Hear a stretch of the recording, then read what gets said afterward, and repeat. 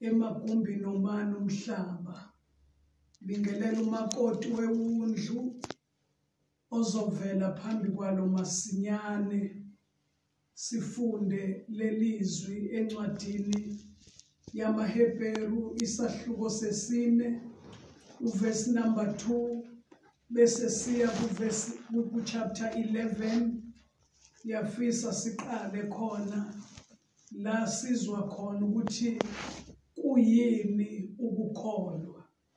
Sizoyithinta ezinye incwadi ngokuvuma kukaJesu, kodwa ngicela siqale sifunde lezi. Ku chapter 4 encwadini yamaHebheru isahluko sesibili kukhona lamazwi athi, ngokuba phela nathi sashunyayezwa ivangeli njengabo, kepha izwi abalizwayo alibasizanga bona. Lokhu lingahlangananga nabezwayo ngokukholwa. Izwi abalizwayo alibasizanga bona. Lokhu lingahlangananga nabezwayo ngokukholwa. Ku chapter 11 verse number 1 lithi izwi lenkosi amaqhawe enkolo esivumelwano esidala, kepha ukukholwa. Ngicela ke sibambe uverse number 1. Abasaphatha amabhayibheli njengami badwebe, angazi ku-cellphone ukuthi wenze njani. Kepha ukukholwa kungukuqiniseka ngezinto ezethenjwayo, kuyiqiniso ngezinto ezingabonwayo. Ngicela ukuphinda futhi ngoba abanye abantu baye bathi mabe esontweni bathi ngiyakholwa. Uma kukhona izinto abangazenzi bezenze ezinye bathi ngiziyekiswa ukuthi ngiyikholwa. Uma beyeka ukubhinca amabheshu nezidwaba abantu bathi bayeka ngoba sebephendukela ekukholweni, besho ngoba bejoyina ukusonta. Kungeve ukukholwa. Uverse number 1 uyasichazela kahle ukuthi yini ukukholwa. Uma ngithi ngiyakholwa, ngiyikholwa, ngisuke ngisho ukuthini? Ngisho ukuthi ngiyaqiniseka ngezinto ezethenjwayo. Ngisho ukuthi kungineqiniso ngezinto ezingabonwayo.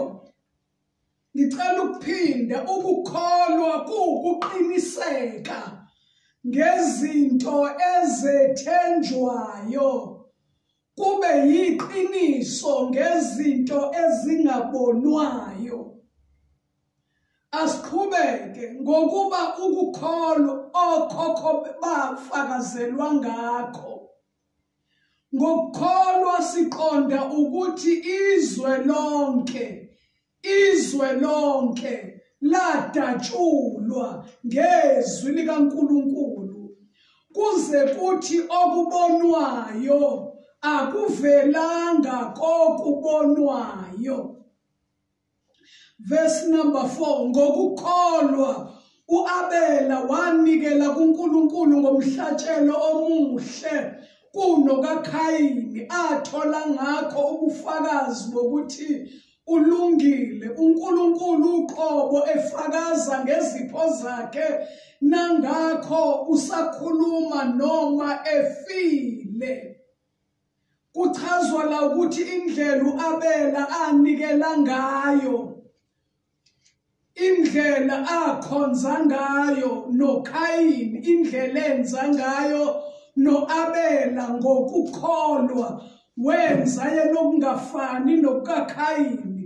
Uma yena enikela ngokubest kwempilo yakhe, wayekwenza ngokukholwa okuthiwa kusafakazwa ngakho kuze kube inamhlanje kwafakazwa ngakho kwathiwa uAbela ulungile. Wathola lobo bufakazi nje bokuba kuthiwe ulungile, kodwa uKhayini akabutholanga lobo bufakazi ngoba yena akanikelanga ngokubest kwempilo yakhe, kodwa wamdelela uNkulunkulu noma enikela wanikela delela, azi ukuthi uNkulunkulu umuntu okumcoshela izimvuthu, umcoshela okusele, umnike lokho ongakudingi.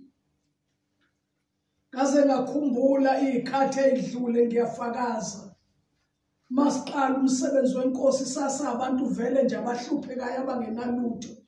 Kwake kwenzeke bazalwane abanye abantu angazi noma ngokungidabukela noma kanjani, no system gogo umthetho bayakwazi lokho. Umzalwana vele aqhamuke nje noplastic omkhulu ethi kuzoba nje kube njengamasithandaza, athi mina ngiyakubusisa. Uma uqhaqa la uthola ukuthi zonke lezi zinto zingo-oversize, zonke lezi zinto ziney'mbobo, zonke lezi zinto scathulo, ubone ukuthi akanikeli, ube cleaner i-wardrobe, ube clean i-wardrobe, hhayi ukuthi ube nikela. Uma clean i-wardrobe ethintitha zonke izinto angasayidingi, abeseyithatha athi uyonikela ngazo.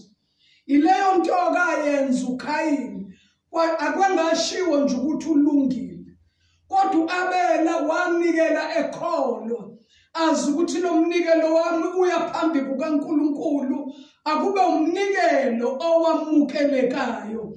Kuthiwa-ke wathola igama uKhayini lokuthi uyindoda elungile, ngoba wayazi ukuthi entweni engabonwa kuvela into ebonwayo, entweni eyethenjwayo imenyezwa ingabonwa, izivele ibonwe. Wayazi ukuthi mayinika uNkulunkulu umnikelo omuhle, uyatshala kuNkulunkulu kuzobuye kubuyele kuyena futhi. Yonke lento uAbela wayenza ngokukholwa.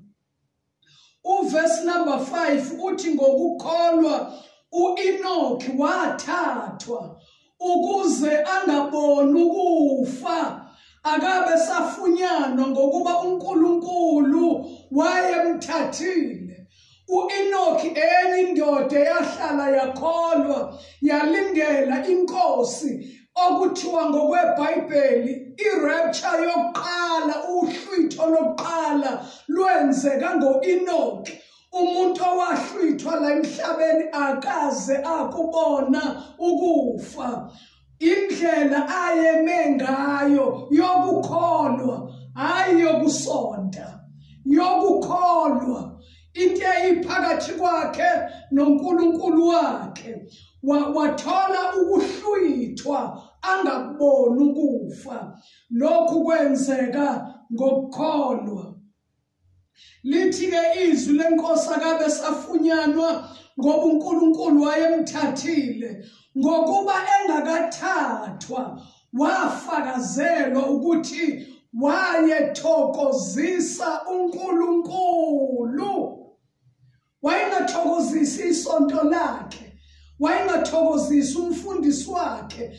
Engakahlwithwa wayefakazela ukuthi umuntu othokozisa uNkulunkulu. Ngiyakufakaza lokhu mphakathi, bazalwane, mhlaba, ukuthi kuyisinqumo senhliziyo nempilo yami ukuthi yonke into engiyenzayo ngingayenzeli umuntu, yonke into engiyenzayo ngingayenzeli ukunconywa, ngenhlanhla ekuphileni kwami nje angisiyi umuntu ovama ukubongwa. Kwakungilimaza kuqala ukuthi hawu noma ngingenzani angikaze nje ngithole ukuthi awasebenza. Ngagcina ngoma wami ngisageza izitsha ngibulale ngizama ukuthi angibonge. umuntu ke lowokuqala nokugcina emhlabeni owake wakhuluma izwi nje lokungibonga athi ntombazane waze wenza kahle engikhuthaza kodwa sengiphila ngikholwa ngilandela uJesu angibanga nenhlanhla yokuthuswa angibanga nenhlanhla yokubongwa angazi nje kube nenhlanhla yokukhuthazwa nginesibusiso sokugxekwa nginesibusiso sokungakhuthazwa nginesibusiso sokuthi izimo zemimoya uyabona ukuthi zilwela nje ukuthi nakulo msebenzi engwenza wokuxhumana ivangeli ngiphonsa ithawula kodwa ngiyambonga uJesu ngoba yonke into engiyenzayo ngisesemzimbeni abantu bonke bangangala bangangifuni ngibe isitha kodwa iBhayibheli lami lithi ngojabula ngithokoze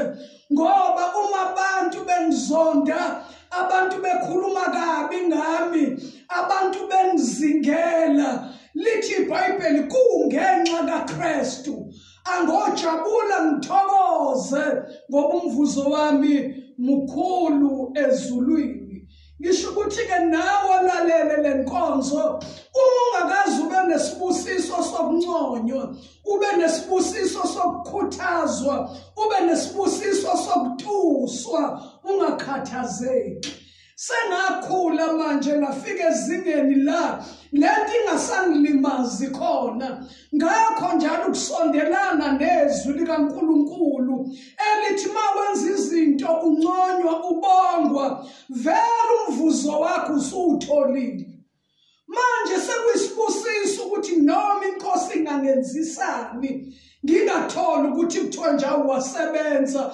siyabonga ngithi ngiyabonga ngoba la ngiyakhona ngisaya endaweni ke la ngiyobongwa khona ukuthi inkosi yakwenzisa into ethile nje emhlabeni ngiyambonga uJesu ngixoxa indaba la yokuthi ngokukholwa uEnoki naye wathathwa akazakubona ukufa ngoba wayefakazelwe uNkulunkulu ukuthi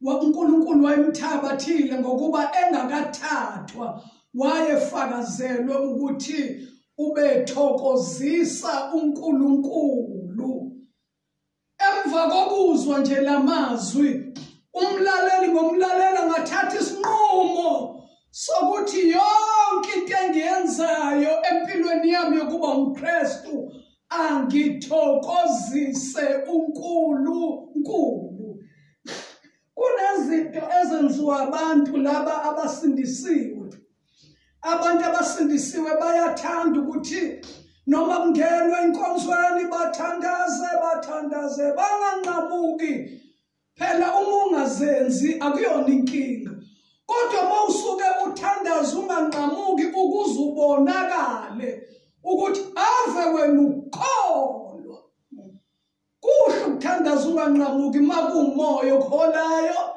kodwa ungangeni ekulingweni bokuthi ngithandazela ukuthi bangizwe ngoba leyo nto ayinawo umvuzo leyo nto imthandazo yabafarisi mangishumayele lithi iBhayibheli ngishumayele ngangesilinganiso samazwi kaNkulunkulu uma sengiphuma lapho sengithi ngifuna abantu abalalele bezwe izinto ezinkulu angisathokozisi uNkulunkulu sengifuna ukuthokozisa abantu ngisho ukuthi ke yonke into oyenzayo umlandeli kaJesu ungenzeli ukujabulisa abantu yenzela ukujabulisa uNkulunkulu amen ngiyithande bazalwane ngoba ngumuntu wesifazane ukungayedluli kakhulu indaba yasendlini indaba yokuphatha ukudla ekitchen ngiyangixoxela abantu engihlala nabo ukuthi mawuphatha ukudla upheka useva abantu ufana ngqo nomuntu ome kule ndawo engimi kuyo uyapheka ukudla kamoya uyaseva okokuqala umuntu osekhishini nje leli lenyama udinga abe umuntu ongcwele bazalwane, abe umuntu ohlanzekile nangengqondo, abe umuntu omesabayo uNkulunkulu ukuthi ngingenzela abantu into enodoti, into enobunuku, into embi. Ngake ngadlula kwelinye izwe engangihlezi kulo ngidlula kodwa manje ke sapheka na esasihlezi nabo sapheka kanti umnyango lo uvalwa ngalento okuthiwa yivalvet. Bakhona bangayazike leyo nto le generation yini ivalvet. Ivalvet iplangwana nje kuthiwa nje qonge sipikili uyalukurufu uvala ulukurufu uvule. Manje ke kukhona abazalwane ababefikile bengivakashele kuleyo ndawo ngihlezi nalabe ngihlezi nabo. Sase siyapheka ke inyama ihivela kancane. Bafika abanye abazalwane besiphathela inqwaba yemfino kodwa kwakhona nje abasiphathela inyama kwakuyi-Friday. Kuyinkonzo yokuthandazela abantu etendeni sisemoyeni. Kodwa ke inhliziyo yayo sinamhlanje sodla inyama. Saphuma ke saya enkonzweni, uNkulunkulu wasebenza wasindisa abantu, waphilisa ngamandla akhe. Ngiyengikhumbule kuleyo nkonzo yangalolo suku ukuthi kwakukhona umuntu wesifazane owayenesisu esikhulu kungaphezulu kokukhulelwa. Ethi sekuneminyaka. Ngayo leyo nkonzo yangalobo busuku engikhuluma ngabo kwafundwa izwi lenkosi ku-Isaiah 35 uverse ku-33 uverse number 24 elithi abakhe khona ngeke basho ukuthi ngiyagula. Uma sekuyithemi yokuthandazela abagulayo ngabona ngamehlo ami nabo bonke ababekhona etendeni beseduze kwalo wesifazane isisu sakhe sehla. Ngibuza ukuthi uzwani, uthi ngizwe izinto eziphuma ngeziqu zoboya. Waphuma etendeni isisu siflat elashiwe ngamandla kaNkulunkulu. Manje ke kwakumnandi bazalwane ukubona leso simangaliso. Isimangaliso sesibili esenzeka ngalobo busuku kwaba intombazane eyangena emvuselelweni yahlala ekugcineni. Kwabatheki yasiza ukuthi ayisondele izohlala phambili. Yathi intombazane yahlala ekugcineni. Uma sekwenziwa i-altar call intombazane iza phambili iyakhala ithi ibinenkinga engelapheki, inkinga engasizakaliyo, inkinga ethi le ntombazane yayi ilwe nenye intombazane. Bashayana emgwaqeni. Yasiyalimala le ntombazane. Ilinyazwa ilena enye ngeshwa ifakaza le ntombazane iyakhala la imvuselelweni ebusuku. Ngeshwa intombazane elwa nayo yashona. Ishoniswa ukuthi kuyaliwa yalimala yashona. Manje kwaseke kufika ke ihesi izothatha lo mzimba wentombazane. Yase kufika iveni yamaphoyisa ithatha lo ongafile. Uthi ke lo ntombazane ngesikhathi ngingena esitokisini. Ngenkathi nje ngingena esitokisini. Uthi ngayithola le ntombazane kade ngilwa nayo. Isila esitokisini kodwa ngihlukene nayo ifile. Uthi ithi le ntombazane kimi asiqhubeke la sigcine khona. Asiqhubeke la sigcine khona. Uthi manje lento esingimangalisa asisashayani ngesibhakela. Kodwa useyangishisa manje uyangishisa uyangishisa. Le ntombazane ifakaza nje yayimnyama bazalwane njengelahle. Umbona ukuthi lo muntu ufusekile. Akusibo ubumnyama bethu njengoba sibanyama lokhu kwemvelo. Kodwa uyabona ukuthi kunedimoni elimshisayo. Ithi le ntombazane sekuyiminyaka. Noma ngingena nje esitolo ngithi ngiyothenga. Nansi le ntombazane ivele ithi asiqhubeke. Sekuyikho njalo. Akakwazi yena ukuphindisa ngoba lento iyamshisa.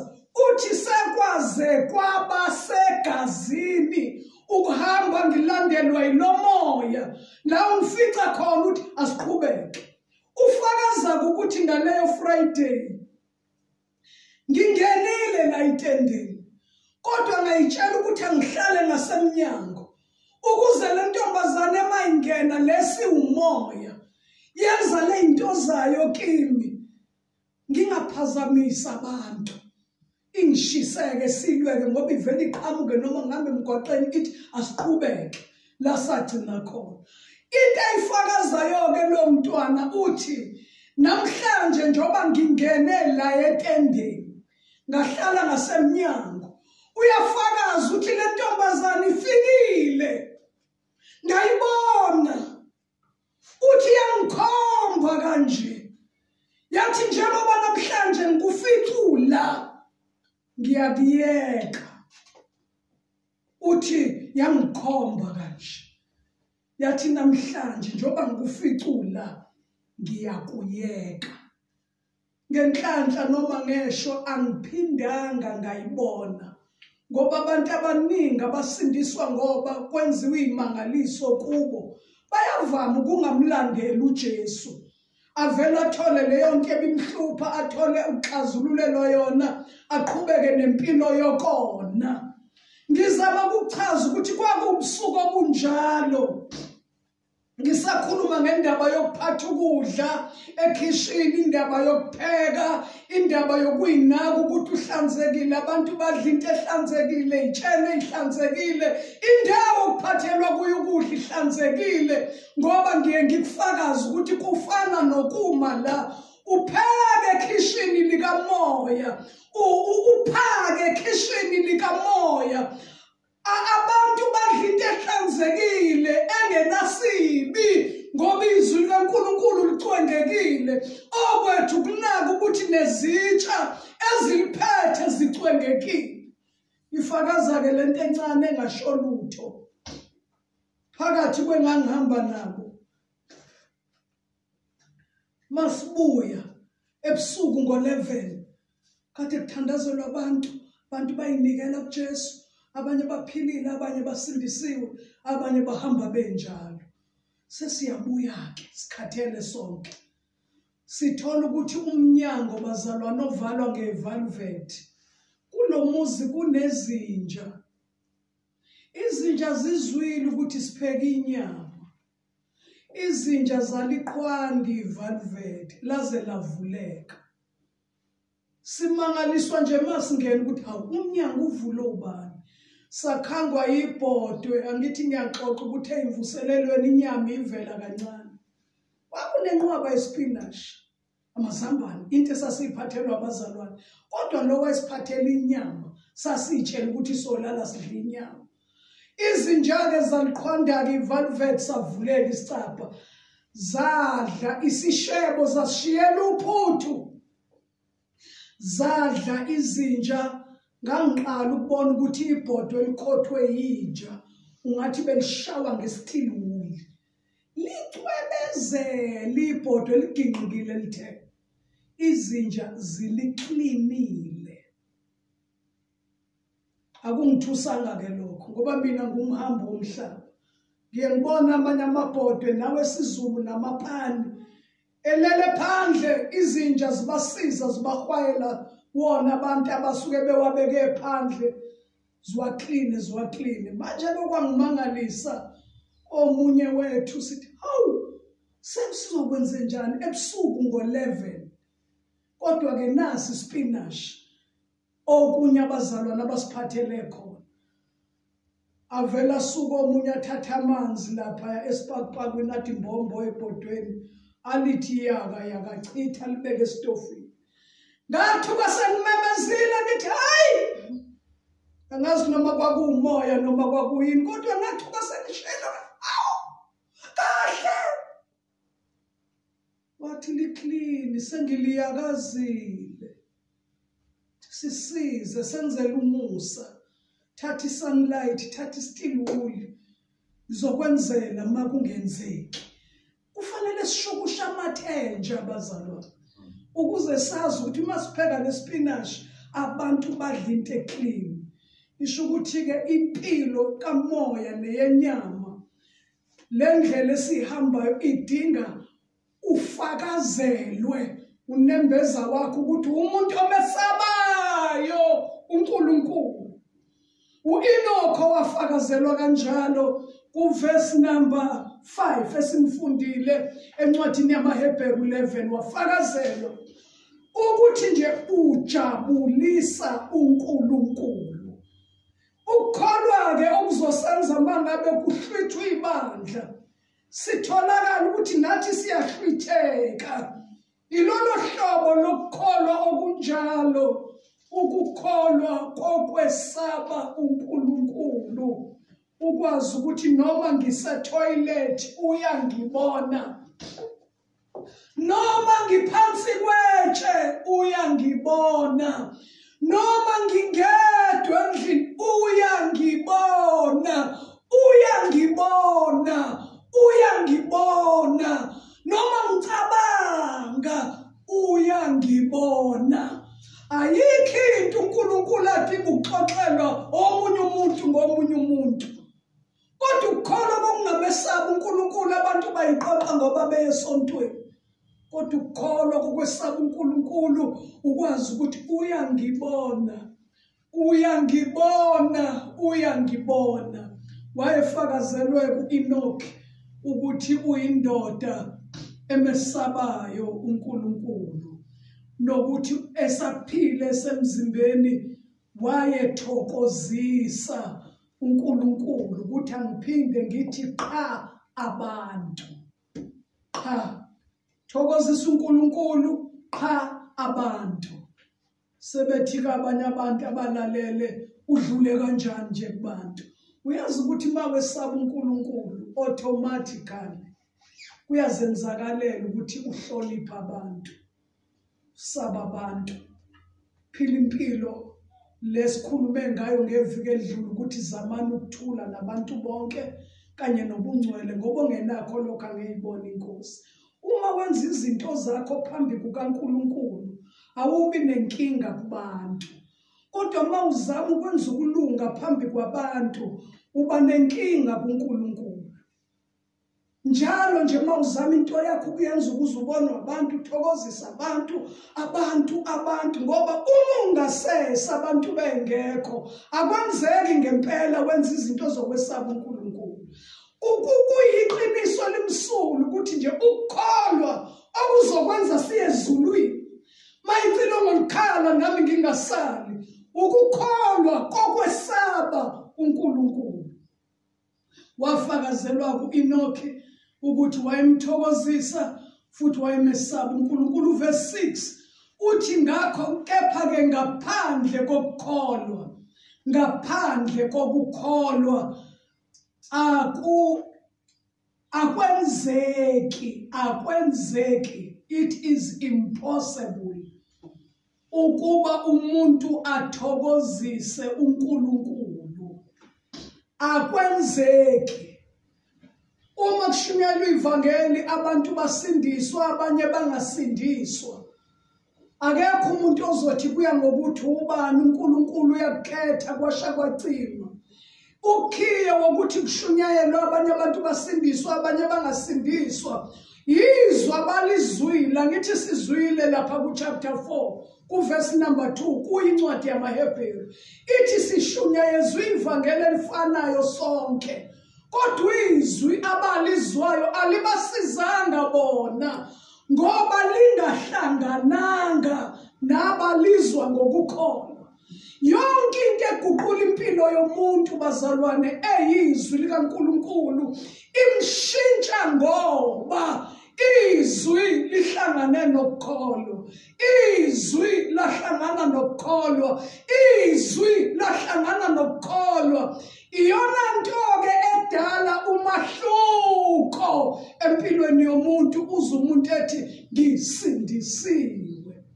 Kuhlangane izwi lahlangana nesoni, lablendwa ukukholwa.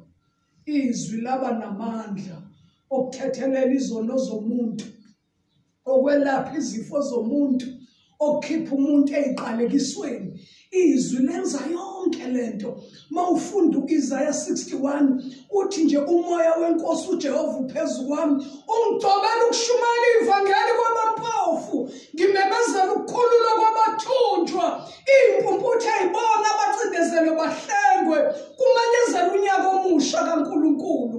Yila ngafunda khona ukuthi ubumpofu nokuhlupheka awusizwa abantu abalokhu bekupha, bembulela ijakhethi, bembulela izicathulo. Kuyinkinga-ke futhi ukwembulela isicathulo bazalwane. Uma ungakaze wembulela isicathulo awuyazi inkinga. Angithi asihambi ngokufana. Abanye bahamba betshekele eceleni la. Kanti mina ngihambe ngathi ithende ingena phakathi. Abanye bahamba bathi bhaqa bashanga ithende ogcina inzwani phambili. Manje isicathulo sithatha ishape yendlela umuntu ahamba ngayo. Uma-ke kwenzeka umuntu-ke usayizi ofanayo akwembulele isicathulo, ungenazo ngempela, udinga usigqoke lesi, uba senkingeni yokuthi manje kudinga kuqale kuphambana ukwenza. Kuphambana ukwenza uzame na uthi unyawo lwami ngena la, funda nawe makutshekile tsheka nawe, ngoba wembulelwe isicathulo. Ithi-ke ukuhlupheka nobumpofu neziqalekiso ayisizwa abantu abakulekelelayo. Kulezi insuku ngikhuluma kahle ngoba izwe eliningi lidinga lento okuthiwa ama-food parcels. Ubone noma umuntu ecaphuna ukuthi lento uma yeyidle kabili koba umusa. Udepend ukuthi umndeni wakho ungakanani. Uma yedle kabili usuyabona ukuthi usizo oluvele engalweni yenyama lukusiza kancane. Kodwa mawusizwa ukukholwa kukusiza kakhulu. Uma nje utakula uNkulunkulu ekuhluphekeni ukutakula isibili. Kodwa mawusizwa abantu angiphinde akangisizanga, akanginikanga imali yokugibela ngahamba ngenyawo, kanti ukukholwa kuyakwazi ukukugibelisa ungahambi ngenyawo, ukuthumelele nemoto nje icoshe yokubeka la uyakhona. Kodwa uma unjalo amehlo akhe ebheke kumuntu othile ukuthi uzongenzela ukuthi, iBhayibheli ke kuJeremane lithi uqale kusini, ukukholwa. Ngaphandle kokukholwa ngeke kwenzeke, uvesi number 6, ukuthi umuntu nje ajabulise uNkulunkulu. Uma ukucabanga ukuthi ngake ngamjabulisa yini konje uNkulunkulu, konje ngake ngamjabulisa yini, ungamsucabanga ukuthi hawu Nkosi yami ngake ngacaphunela umakhelwane uSawoti kuhle. Kodwa yini into ejabulisa uNkulunkulu ukuthi ukholwe izwi lakhe? Ey'nsukwini ezedlule bekukhona umzalwane ofakazile ethi udokotela wamconfirm ukuthi unekhensa yebele, enelambu la ebeleni. Ngimcelile nalo mzalwane ukuthi abuyenza umusa uma kudlula i-lockdown afike naye aqophe lobu bufakazi. Uthi-ke wayesehambe etshela abantu ukuthi sengizofa, ningithandazise sengizofa. Udokotela uthe nginekhensa ebeleni, lizonqunywa ibele lami, emva kwalokho sengizofa. Uthi-ke hambe etshela abazalwane abanye abacingayo angabatholi, etshela abantu ekholiwe ukuthi into ayitshela udokotela injengoba injalo. Uthi-ke ngelinye ilanga ehlezi kusofa ekhala ngoba ukukhala kwase kuyinto yakhe. Vele sengizofa, shiya umyeni wami, shiya ingane zami, shiya indlu yami, ngoba abantu banezinto ngaphandle kwamalanga lomila. Othi ngingowezizwe anginalutho la. Kithi kukude le, akunjena la. La ngilangezwi kaNkulunkulu. Ngiyazifundisa empilweni yami ukuthi Nkosi yini enye ngiyibambile. Ukuthi ngikudedelile, ukuthi ngikudedelile. Ngikudedelile. Excuse me, ukuthi sengikudedelile, ukuthi ngikudedelile. Angithi indaba yokukholwa eyami bazalwane. Ukuthi ngikudedelile. Ngoba incwadi yamaHebheru ithe sekuzoba kanye manje ngizamazamise kungabi umhlaba kuphela kodwa umhlaba nezulu ukuze kuthi zonke izinto ezinyakazisekayo zinyakaziseke kusale leyo engenakuzanyazanyiswa. Yini ke engenakuzanyazanyiswa empilweni yami? Ukukholwa. Akekho umuntu ozokushayika ukukholwa kwami akuzamazamise, ngeke kwenzeke. Haleluya. Kodwa ngaphandle kokukholwa, sengizwe ngasekugcineni, ngaphandle kokukholwa ngeke kwenzeke bazalwane ukuba umjabulise uNkulunkulu. Ngaphandle kokukholwa. Sizwile ukuthi izwi leNkosi liyawa, abantu bathi isimo sisekile, hey bengilanda into zami. Ulimi lwalesi sikhathi, hey thola into zami, kodwa umuntu afane nakuqala kade ethi ngilanda into zami. Awungayithola into zami, ngiyalapha ngolanda into zami. Hayi bazalwane, ngaphandle kokukholwa ngeke kwenzeke ukuthi umjabulise uNkulunkulu, ngeke kwenzeke. Manje ke lo mzalwane uthi ke sahlezi kusofa ekhalela nje ukuthi sengizofa. Ibele lakhe linesigaxa, isigaxa sitshele ukuthi vele cancer, into elandela la ibele lakhe lidinga lisuswe kuye. Angithi vele abantu bayasuswa amabele, abantu bagcine befile. Kuthiwe lisusiwe ibele, ikhensa isihambe kakhulu, susa lesibili, susa ubhambo, susa uvalo, susa untu, susa umuntu azabe ingini nje. Uyafa nje akasaphelele, kade bemqoba ngoba kuswelakele ukukholwa. Uthi ke lo ma ofakazayo wathi ehlezi kusofa ekhala, uthi iNkosi yaba nomusa kuye yamlunguza kusilingi. Wezwizwi elithi ukhalelani? Ngiyakhala ngoba kuthiwa nginecancer, ibele lizosuka, sengizofa. Uthi lelizwi lathi awukhaliswa ukuthi uzofa ngoba mina ngithi awuzukufa, awukwazi ukufa. Kodwa into ekhalisayo ukhaliswa ukukholwa. Into oyitshelwe yiloya dokotela uyikholiwe. Uthi uNkulunkulu wamrifeya ku-Isaiah 53. Othi kanti ubani owakholwa izinto esizizwile, kanti ingalo kaNkulunkulu yambulelwa bani? Uma nabantu abangamaKrestu bekholwa izinto ezishiwo odokotela kodwa bengayikholwa izinto ezishiwo izwi likaNkulunkulu, kanti ingalo kaJehova yambulelwa bani? Yakhula njengempande emhlabathini owomile. uJesu loyo wayengenabuhle ukuba simbuke. uJesu loyo wayengakhangisi ukuba simfise. uJesu loyo umuntu wobuhlungu owazi ukugula. uJesu loyo enjengosithezela ubuso ngabantu. uJesu loyo uthi asimshoya nganto yalutho.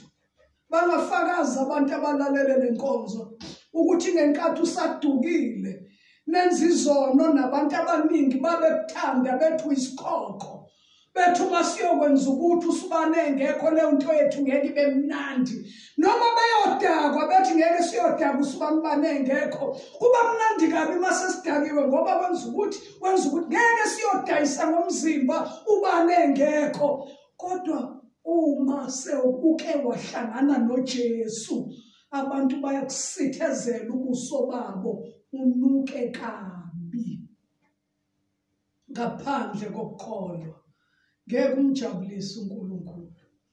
Yikho iBhayibheli lithi umuntu othanda ukuphila kwakhe udinga lahlekelwe yikho. Uma ulahlekelwe ukuphila kwakho ngenxa kaKristu lithi izwi lenkosi uzokufumana. Ngeke ube isithandwa sasemhlabeni uphinde ube isithandwa sasezulwini. Udinga ukukhethe ukuthi uzoba into eyaliwayo, into egxekwayo, into ezingelwayo, into edeliwe, into embi.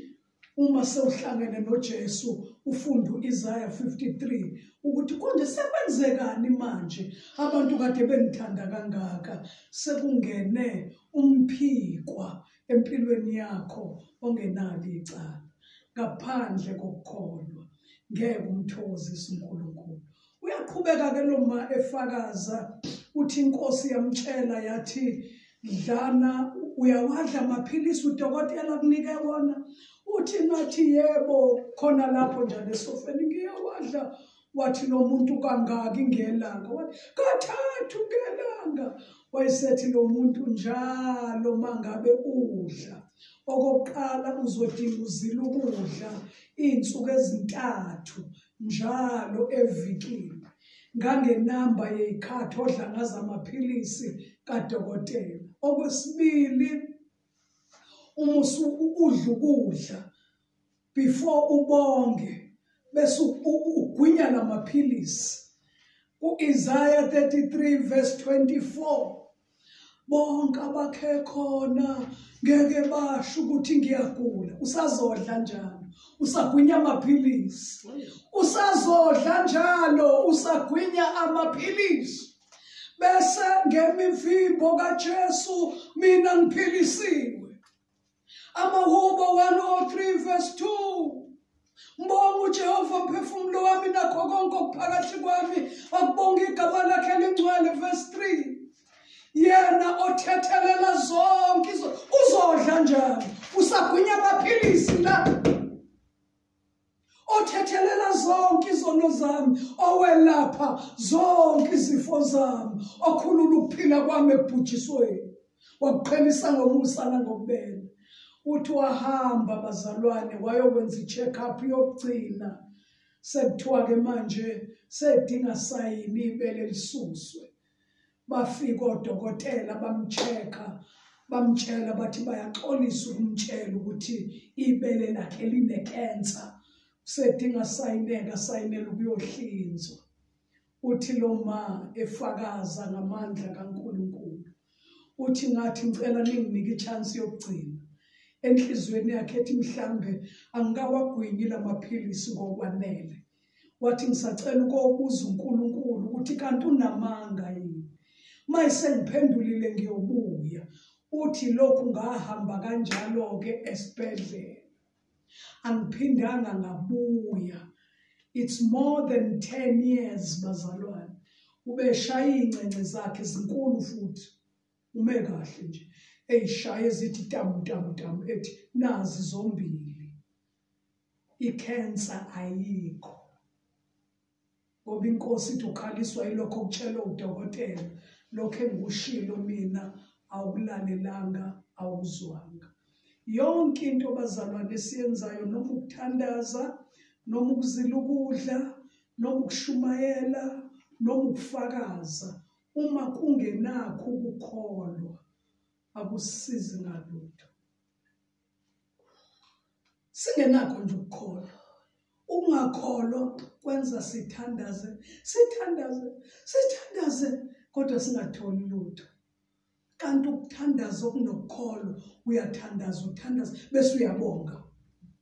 ubongani, ubonga into engabonwa ngoba uvesi 1 usiqondisile ukuthi ukukholwa kuqiniseka ngento engabonwa ubambelele entweni eyethenjwayo kuze kuthi kokungabonwayo kuvela into ebonwayo. Kokungabonwa kuvela into ebonwayo. Ngaphandle kokukholwa ngeke kwenzeke bazalwane ukuthi simthokozise uNkulunkulu. Ngiyanqinise kakhulu kulabo abantu abasebenzayo abanophezane ukuthi usukunenkinga mawucabanga ukuthi uphila ngoba unophezane. Usukunenkinga. Ukuphila ngokukholwa kuwukuphila kokucabanga ukuthi uNkulunkulu ofida inyoni zezulu, embathisa utshani basendle, ahlobisa izihlahla akhipha imbali, uyena engiphila ngaye. Usuke ubamba umthombo ongashi ngoba uNkulunkulu akanayikhathi zerande lehlile nerande likhuphukile. Khona ugogo salala sawaba senkosini owayemthanda uJesu egcwele amandla kaNkulunkulu ethi angikaze ngiye esikoleni angazilusese angazinadesiki. Abesethi wemfundisi ngiyezwa nje kuledio kuthiwa ilandi lehlile. Akadunyisa uJesu Kristu wami ngoba mina wami uNkulunkulu alehli ilandi alikhuphuki. Usalala ephila ngokukholwa. Uma inyoni ivuka into yokuqala inyoni eyenzayo iyadumisa. Inelivule nje amehlo ithi tshwerere tshwerere tshwerere. Mayinamathwana amabili inyoni ibisindiza. uNkulunkulu uJehova Jireh, uNkulunkulu ophayo, athuma intethe ayiphephethe iyohlangana nenyoni. Inyoni mayinamathwane igijima esidlekeni sayo. Kufika kwamathwane kuthi chiyo ikhiphe lentethe ifake la kulokho kodwa. Ibisiyaphuma futhi idumise. uNkulunkulu uyazi ukuthi lenyoni inamathwana amabili aphephethe intethe iyongena emlonyeni wenyoni. Ngikhuluma ngento uNkulunkulu ayenza daily. Ihambe lenyoni ifike futhi tshwere ifunze lokho okunye. Ibisiphuma futhi idumise. uNkulunkulu aphephethe intethe yesithathu ifike ingene emlonyeni. Bese inyoni iyagwinya ibuye izohlala nezingane zayo. Imili yosuku uNkulunkulu wenza isiqiniseko ukuthi itholile. Imili yosuku angeke uyibone inyoni ifile kuthiwa ithola ngalutho, izingela ithola ngalutho. Abanye bangangibuza ukuthi zingaki inyoni. Yini eyehlula uNkulunkulu? Umuntu owazi inani ley'nwele isekhanda lakho ukuthi zingaki, waze isekhanda lami, waze isemakhanda abo bonke abantu abaphansi komthunzi welanga ukuthi zingaki inwele eyisekhanda lakho. Ngeke ngisho ukuthi abesilisa kuphela nabesifazane njengoba bengasabamboza amakhanda sengathola ukuthi hayibo kukhona abantu besifazane abanempandla bakhona. Yize ngithi kodwa Nkosi yami wakuyekelana umboza ikhanda, mina ngangithi amadododo aney'mpandla ey'gcina la. Ubone ukuthi awuna kanti abantu besifazane bayaba nempandla. uNkulunkulu usuke sezazi neseziwu-minus ey'ngasekho ngoba wazi unwele ngalunye olusekhanda lomuntu. Ngaphandle kokukholwa ngeke ukwazi ukumthokozisa. Ngaphandle kokukholwa ngeke ngishaya isifuba, kodwa ngiyambonga uJesu. Kaningi uSathane bazalwane engihlasela ngezifo ezingibiza engcwabeni, kodwa ukukholwa yilokho uNkulunkulu akushilo kungenze ngivuke ngihambe sengathi angikaze ngicitshwe ngemicibisholo eshisayo kaSathane. Kungathi nje angikaze, kube ngathi nje angikaze. Bazalwane, ukukholwa kuyimfihlakalo. Mina ngikhule ngihlupheka ngokuzalwa, ngizalwa la eduze, manje kuseduze la inkaba yami ikhona. kodwa bahlukana abazali bamsazodunguza kuleli Claremont. Ngakhula ngiyinto yasemgwaqeni. Ngiyakwazi ukuhlupheka. Ngiyakwazi ukulamba. Ngiyakwazi. Nidlale nize nilale. Bese niyaphupha. Ngangingazi ukuthi kuseBhayibhelini lokho kuphupha. Niphuphe kube kuyindishe enkulu yophuthu nokhari wamazambane nidla ngezandla kanti niyaphupha. Uphaphame ngiyaphupha. Ngangiwaphupha lawo maphupha. Kodwa ngicela ukusho ukuthi sengifike ekukholweni. Angikaze ngilambe bazalwane. Angikaze ngilambe. Mangilele ngingadlile ngisuke ngikunqumile ukuthi insuku ezingaka ngilala ngingadlile. Ngifida umphefumulo wami. Kodwa ecula amafriji esho ukuthi inyama ikhona. Wayibulala ngendlala, wayigoqa ngendlala, iqanda likhona. Ngoba ukukholwa kwenza izinto ezingabonwa zibonwe. Ungenzele konke uNkulunkulu konke. Ayikho into angangenzelanga yona.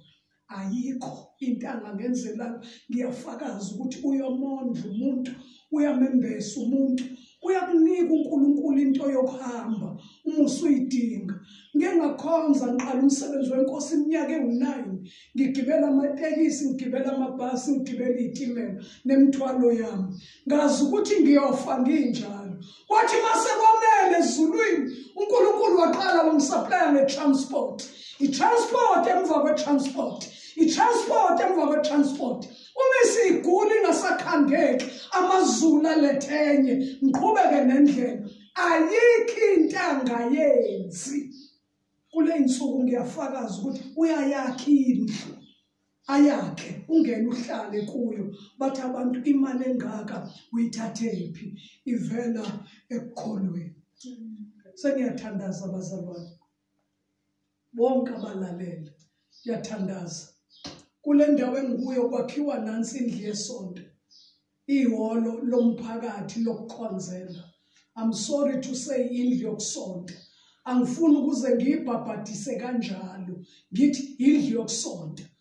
Ngoba ihholo leli la kulungiswa khona izimilo zabantu bazane nenkosi. Manje ngilana la ukukholwa kusebenze kwaze kwaba semkanjeni. Uma sekuqalwa kuphelile la sekufanele kuqhutshekwe lapha ezansi. Mina ngigumula izintambo zokukholwa kuJesu. Ngithi hayi abazalwane sebezobona. Bamadlala uyobona. Ngiyarelaxa. Cha ngiyaxoxa phela. Ukuwa kwami emseni.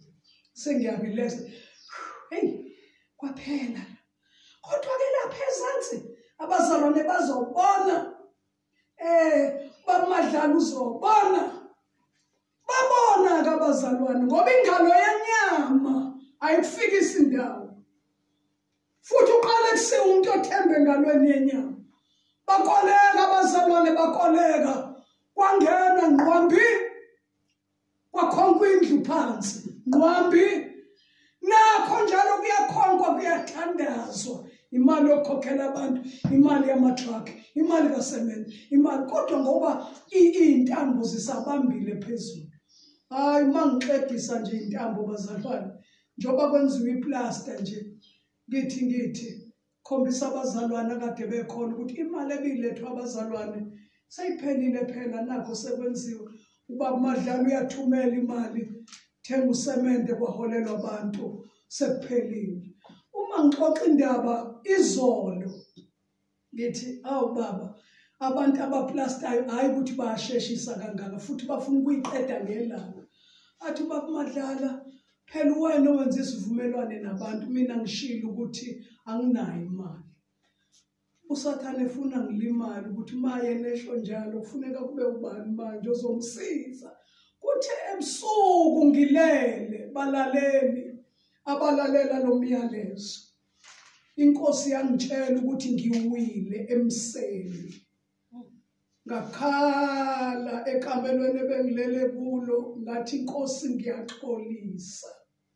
ngiyaxolisa ngikhumula ukukholwa kuwe ngathi sekuzobona abazalwane sekuzobona ubaba uMadlala ngikhomba abantu abayingalo yenyama kodwa manje ngiyabuya ngiza kuwe yenza imangaliso yakho nalesikhathi kwakhiwa iThempeli uSolomon akhi iThempeli uNkulunkulu wayithinta amakhosi uNkulunkulu wayithinta abantu begolide uNkulunkulu wayithinta abangaphesheya kwezilwandle nabanganeno ezinye izinto ezazize eThempelini zaziza ngomkhumbi kuyena olidecorator ethi nenze nje akaqala uNkulunkulu kwakhe indlu yokukhonzela kodwa mina ngiwile sengiphendukile ngithi Nkosi iqhubeka uyenze lendlu ibe yinhle ibe isibuko sokukholwa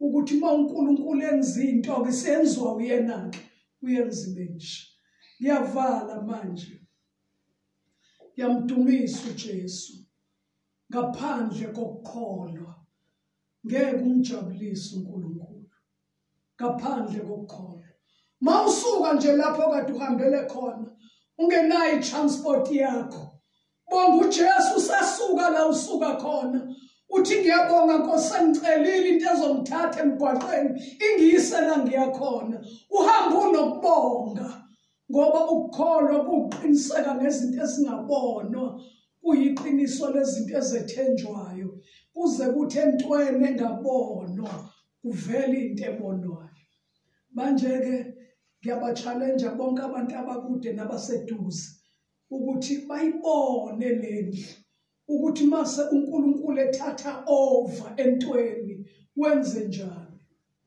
ngizothini kubazalwane ngizothi abakhipha imali beyithathaphi banikele ngizothini kubaba uMadlala akasiyo uNkulunkulu akasiyo umthombo wamanzi okuphila kodwa manje ngibuyele kuye ngithi wena owakhe iThempeli ngesikhathi senkosi uSolomon vela uyenze lendlu ibe isibuko sokukholwa egameni likaJesu sesiyathandazana bazalwane mbonga uJehova mphefumulo wami amahubo 103 nakho konke okuphakathi kwami zinso zami mathumba ami zibindi zami inhliziyo yami lubende lwami bazalwane konke okuphakathi kwami akubonge igama lakhe elingcwele mbonga uJehova mphefumulo wami uthethelela zonke izono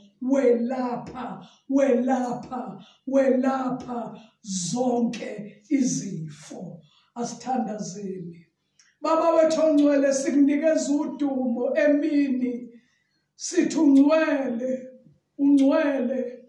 uNkulunkulu wezwi lakhe awulishiyi izwi lakho ngoba izwi lakho linguwe izwi lakho liyaphila izwi lakho lumposhongo namandla uthogijimela kulo ufika londeke izwi lakho leli lidabula amalanga bomlilo izwi lakho leli elisusa leqa amadlamba amanzi akhukhulayo izwi lakhe lephula imsadari yaseLibanoni izwi lakhe liphundla amahlathi aseKhadeshi ngalo siyaphila siyalashwa siyondliwa siyathethelelwa izono sinika ukuphila okungapheliyo thatha ilungelo-ke lokusihola hamba phambi kwethu size ngemuva egameni elihle lenkosi yethu Jesu Kristu akuthi baba lale ehlele khona liwumilisa umhlabathi kuvele iy'thelo zokukholwa ezibasizayo abatshalela umhlabathi ngegama likaJesu waseNazaretha amen.